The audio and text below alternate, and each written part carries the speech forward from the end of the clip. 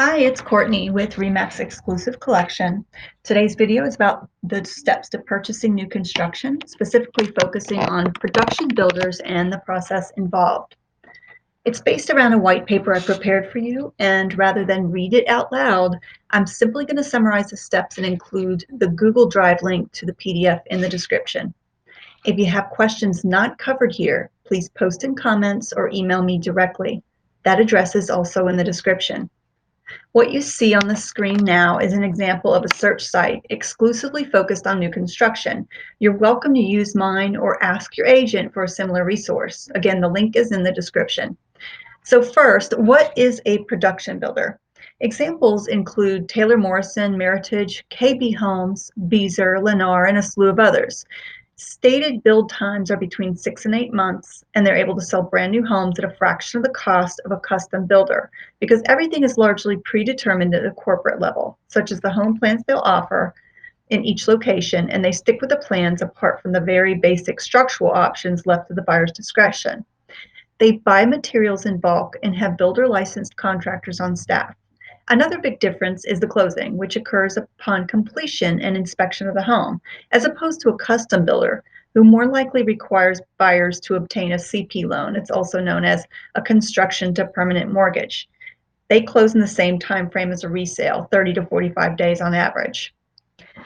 Second, I believe that this is important. Find a great agent with the knowledge and experience to support and benefit you through the process. And I'll touch a little more on that later, but maybe that will be in a separate video.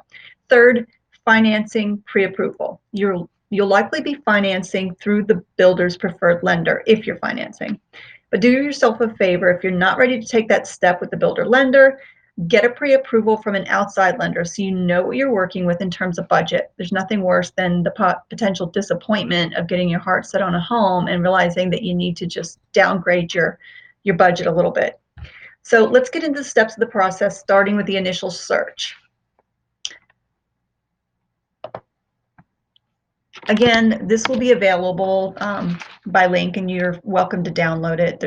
I'm not asking for sign-ups or anything like that. This is just a free resource. So number one, determine the search criteria. Start with the most significant, like location, and if you're not finding what you need there, you must decide whether you're ready to expand to search the nearby areas.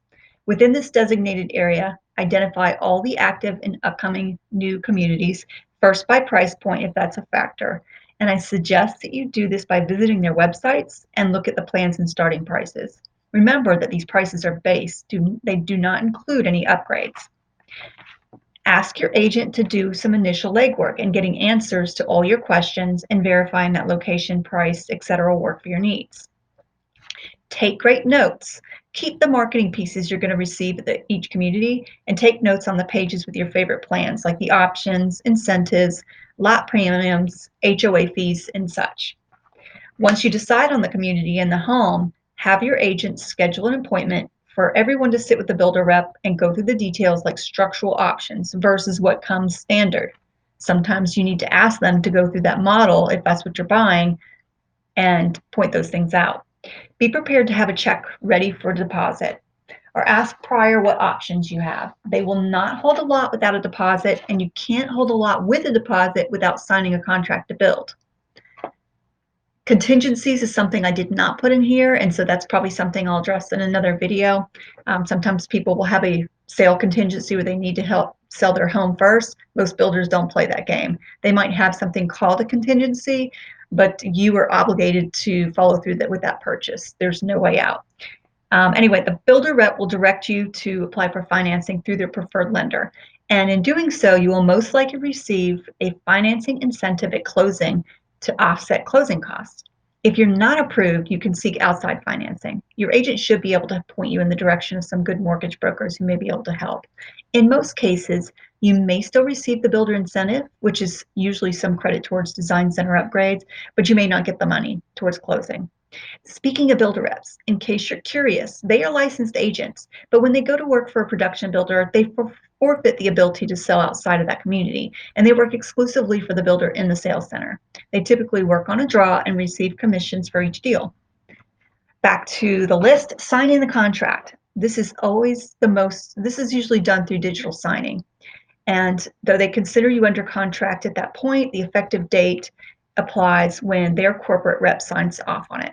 In my experience, this process can be a little slow, up to a week or so, and it's why it's nice to have an agent to stay on top and nag them a little bit to make sure that things are getting done.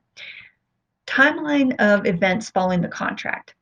You'll likely be offered an opportunity to visit the design center on your own prior to your appointment. It's a great idea. Don't bother the design reps. They have other people they're working with, but just kind of carry your pages of structural and design prices along, and you can kind of pick and choose what you want, so you'll be prepared.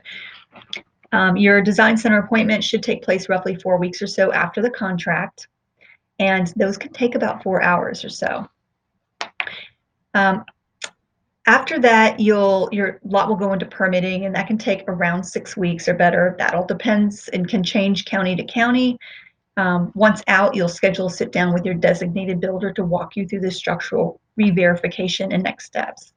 A good one will text you updates like when they're going to pour the slab, block, or frame.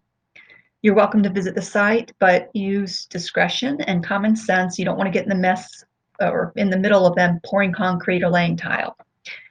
Next, the new home must pass a builder inspection prior to closing. And I like to recommend that you do one on your own independently. It is a cost to you. You don't have to do it, but I feel like it would be peace of mind. Next, the builder will schedule your final walkthrough, usually a day prior to or the morning of closing. Anticipate them bringing some blue tape to mark up areas that need repair or touch up. It might not be perfect.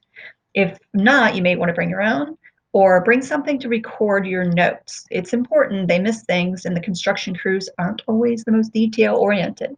This is just one of the caveats of new construction. Finally, it's time to close. It's tedious and possibly boring to get through the paperwork, but at the end, you get your key to your new home along with warranty info, and if the builder doesn't provide it, have your agent give you a list of utility companies and contact info so you get that set up. This is just a summary, and even the PDF may miss some pieces and parts, but it'll familiarize you with the steps and help you prepare for the journey. Thanks for watching. Please like if you feel it's worthy, and check back for more videos geared towards your real estate success. Bye-bye.